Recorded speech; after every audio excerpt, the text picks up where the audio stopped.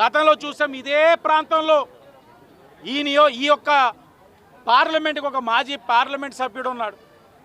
కబుర్లు చెప్పాడు, రీల్స్ చేశాడు, సొల్లు కబుర్లు చెప్పారు.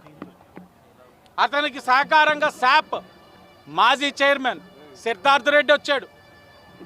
2014-19లో టీడీపీ హయాంలో వచ్చిన జీవోల్ని చిత్తు కాగితాలని చింపాడు. అహంకారాన్ని ప్రదర్శించాడు సిద్ధార్థ రెడ్డి శాప్ చైర్మన్గా ఆనాడు.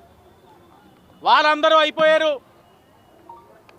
వెంటనే మరలా స్క్రీన్ ప్లే డైరెక్షన్ స్టార్ట్ చేసేసరికి వచ్చింది ఆవిడ జబర్దస్త్ ఆంటీ రోజా గారు.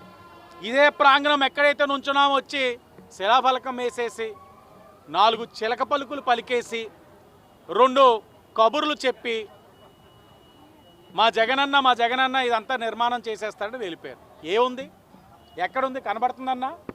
ఏమైనా కనబడుతుందా? ఇక్కడ శిలాఫలకం కూడా కనబడట్లే. మా వార్డు ఇన్ఛార్జ్, ఇదే వార్డు ఇన్ఛార్జ్ ఆయన అంటున్నాడు. దాన్ని కూడా అమ్ముదొబ్బుగానే ఉంటారు వైసీపీ వాళ్ళు. కానీ ఈ రోజున మా చిత్తశుద్ధి చూడండి. నిధులు శాంక్షన్ చేయించాం, టెండర్లు పిలిచాం, కాంట్రాక్టర్ వచ్చారు, పనులు ప్రారంభిస్తున్నాం.